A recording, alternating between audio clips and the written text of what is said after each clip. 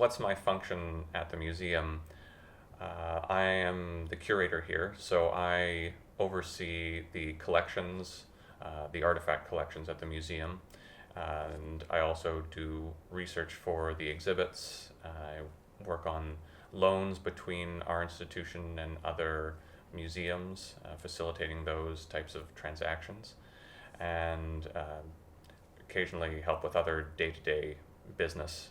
But my primary goal is the management and activation of the Maritime Museum's collections. My background is actually in ancient Greek archaeology. I did an undergraduate degree at the UBC I did an undergraduate degree at the University of British Columbia in Greek and Roman history, literature, and languages, and then a master's in Oxford of Greek archaeology. So my interest is ancient history, but I came to museum work through my degrees and really got an interest and a passion for presenting the history that I was studying. And so working at the Maritime Museum gives me an opportunity to learn a new subject matter and to help present that to the public. The Maritime Museum really started by situating itself around the docking of the St Roch. So the St Roch is a ship that was built in Vancouver in 1928 and was built for the RCMP for service in the Arctic. It was built so that they could provide transportation for RCMP members between Arctic communities and RCMP detachments, and also to provide supplies to Arctic communities. And at the end of its life, it was brought back to Vancouver, where it was built, and eventually it was decided that it would be turned into a museum display. And so the Maritime Museum was created to go alongside the first sort of artifact in the collection, which was the vessel itself. So not only do we focus on West Coast maritime history and heritage, but also Arctic history and maritime heritage. So the collection ranges from everyday instruments, navigational instruments like sextants, octants, compasses that would have been used for navigation on the coast here, and during the age of European exploration, to items that you would find in the Arctic that the RCMP used, but also that the indigenous Inuit populations of the Arctic used and created. So we have representations of tools that were used by Inuit, and we also have collections of art that were created by Inuit in the Arctic.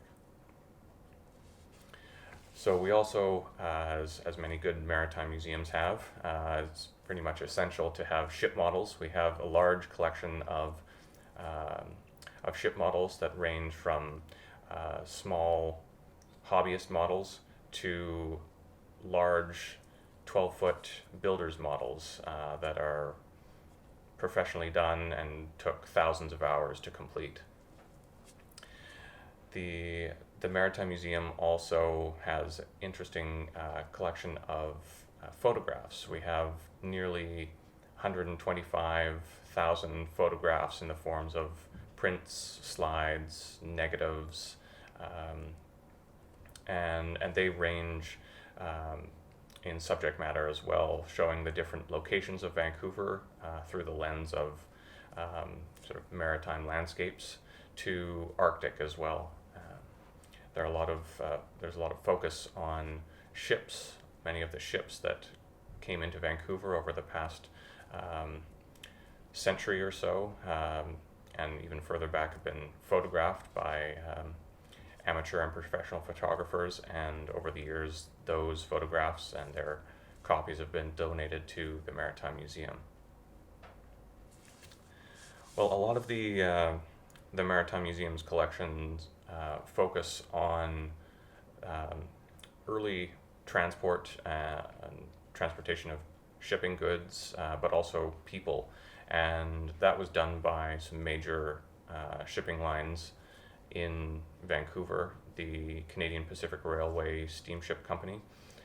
For one, the railway expanded into steam vessels to extend their reach from the Port of Vancouver to Asia, and then connecting Asia to the rest of Canada via the railway. And so much of the collection covers and encompasses the activities of the Canadian Pacific Railway or the Union Steamship Company. And we have artifacts that you would find used by individuals on board the vessels. This xylophone, for example, would have been used on vessels like the Canadian Pacific Railway, Empress of Japan, the Empress ships that were Trans-Pacific services. And this was used by the staff to announce to many of the passengers that dinner was being served. So there are accounts of people who would be remembering their times on board, and they would recall when the stewards would come out and walk around the ship. The stewards would walk around the ship with the xylophone in their hands and chime in, and this would be the announcement. Following that would be an announcement that dinner was being served. So it was a way to call people in for the dinner services or for the lunch services. So this would be a common occurrence. People would recognize how these sounds were supposed to function.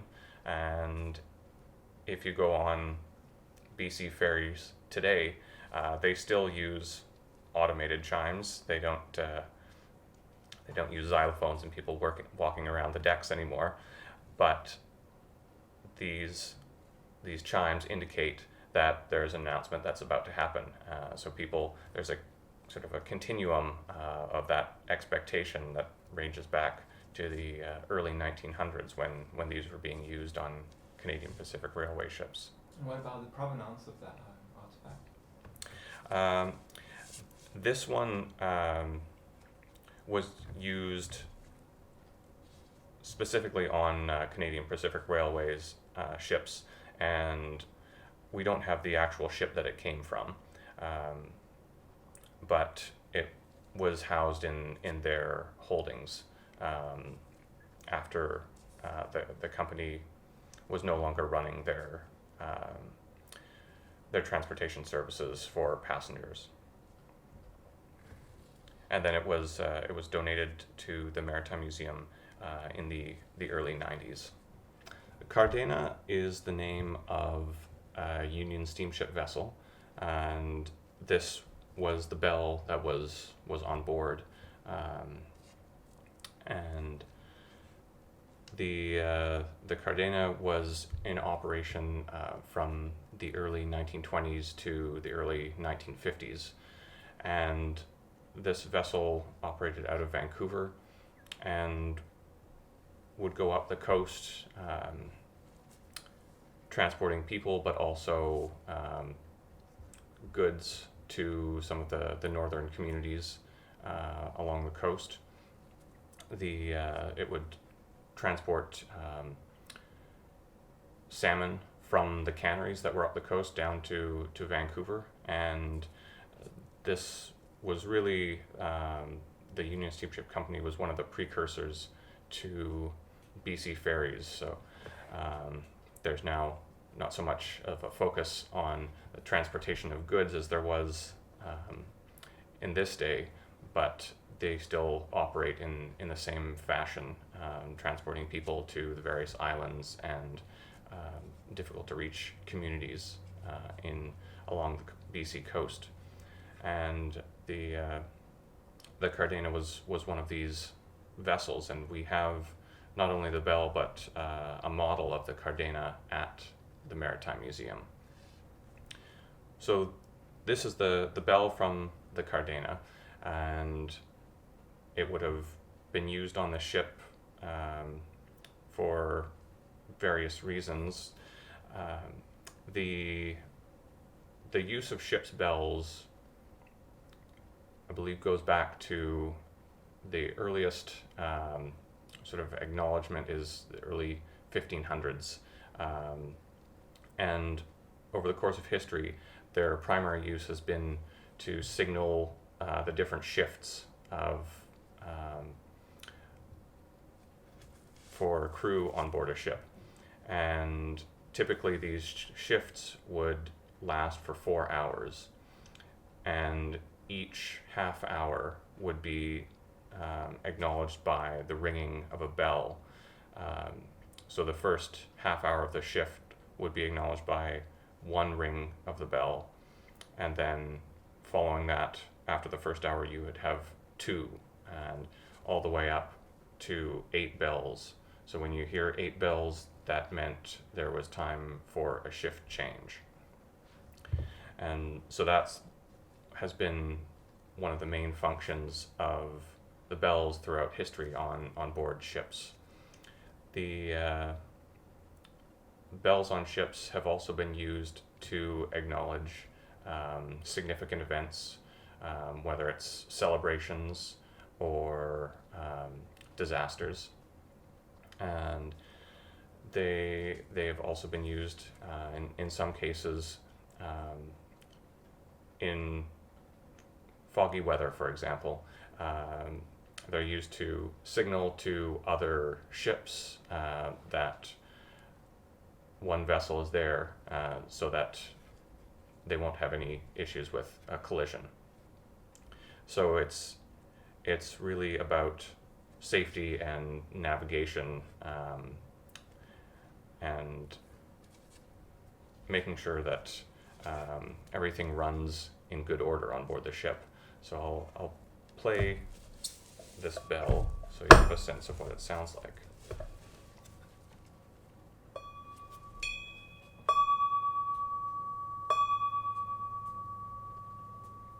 Of course, it would be much louder when you actually use the clapper on the bell, but this gives a sense of the tone of the bell.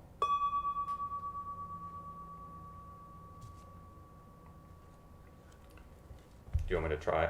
Would you prefer if I do one with the actual? If you can, yeah. All right. So I have to. Actually, I think because it's not mounted. Maybe if I.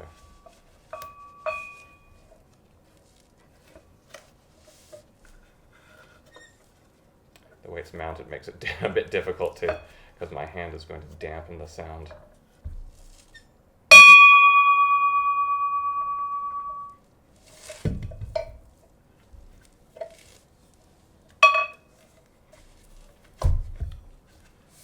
That's what the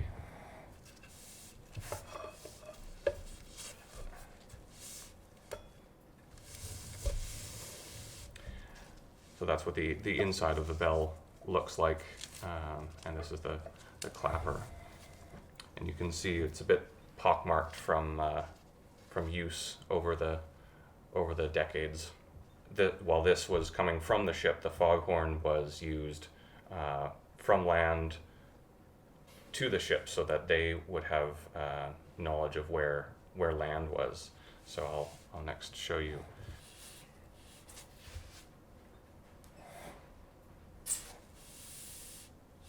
So this is a foghorn in the collection, the Lothrop patent foghorn, and this is a handheld foghorn and also hand-operated foghorn.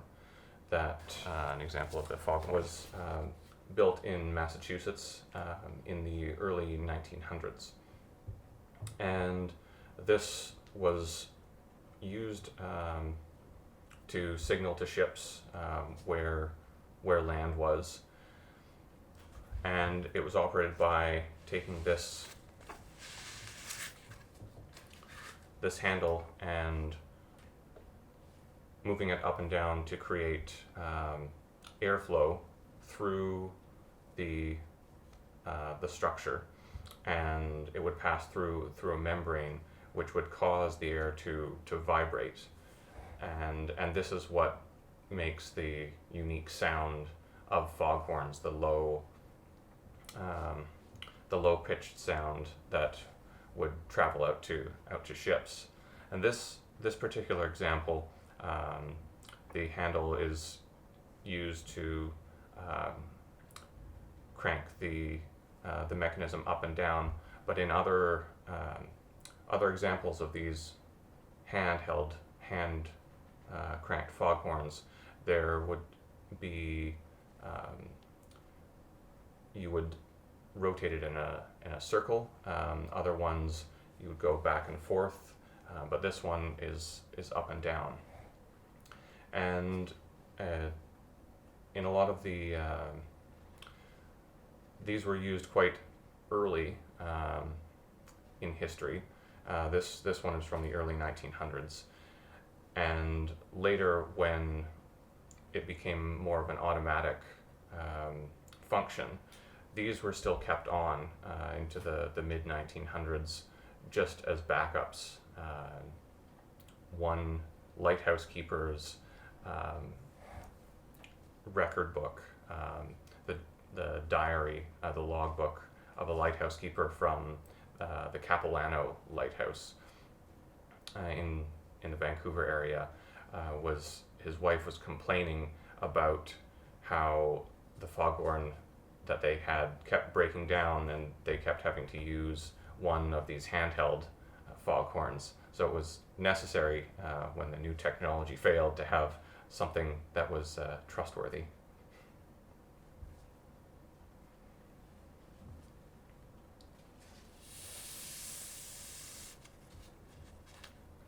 So here, this is where the sound would come out, and I'll show you this is a better view of the handle itself.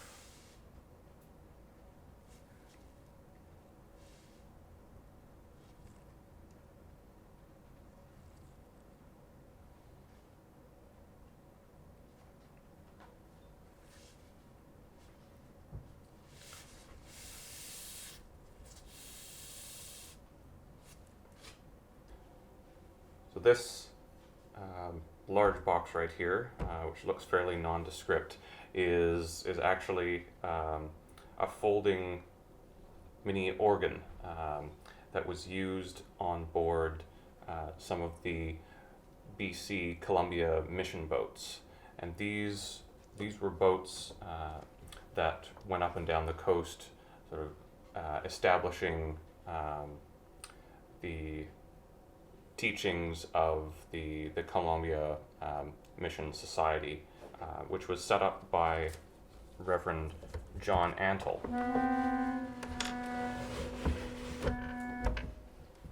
Get a preview of what it sounds like.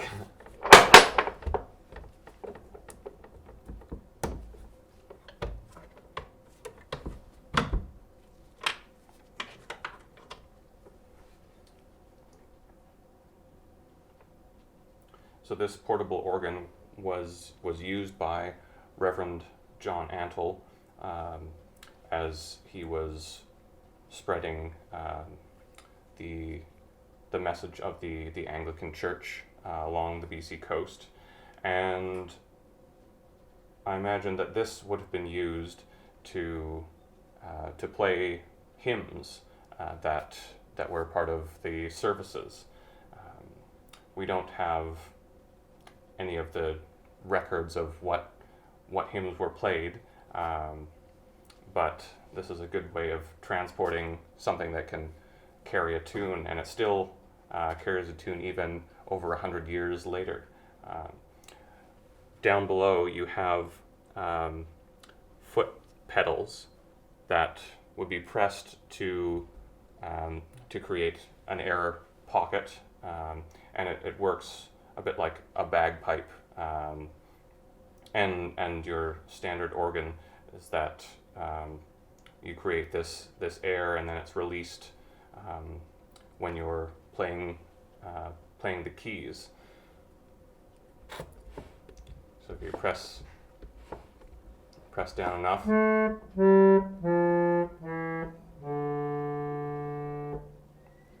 and that will last for a little while, and you'll need to continually keep pedaling in order to sustain the sound. And this, which protects the keys, this board here protects the keys and has the locking mechanism, also doubles as a place to put your sheet music. 1903, 1904, that's when this BC Coast Columbia mission was established, and when Reverend John Antle was active on the coast. So this piece is likely from around that period when he was active, so at least 100 years old, if not closer to 114, 115.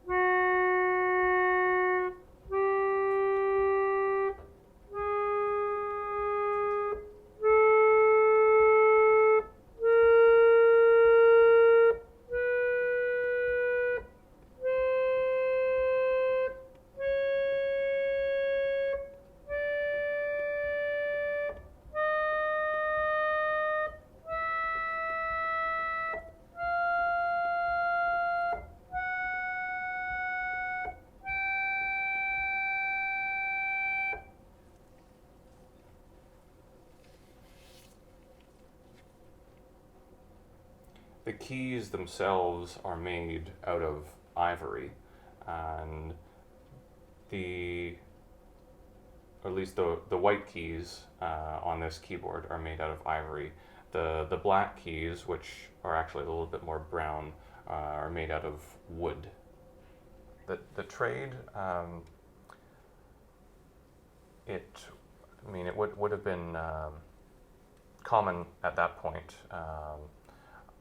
I'm not an expert on the trade itself, but was used in many different functions. It was still being used as scrimshaw by sailors, sort of art pieces, still being used in a lot of artwork and everyday items.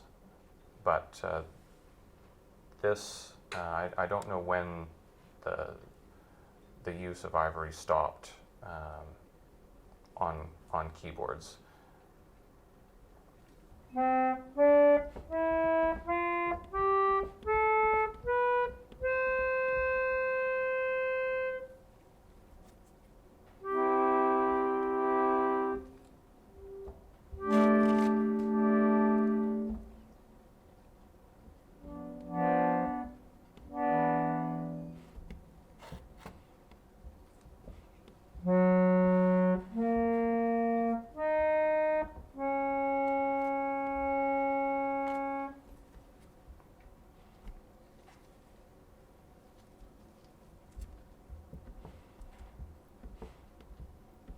build up enough from the pedals, it lasts, a single note will last for a little while.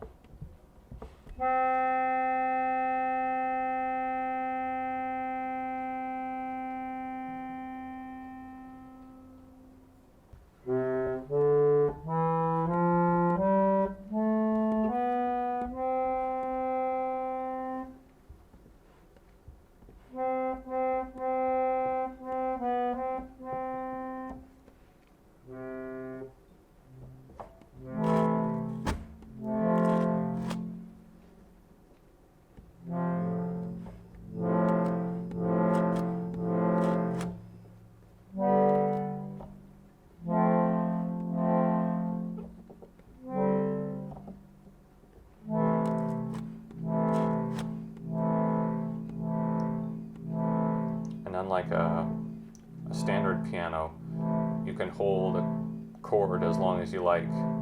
As long as you keep pumping, it will continue to be sustained and won't fade. So here, right in around this darker spot, some sort of accretion on the key. You have a fingerprint that's been captured.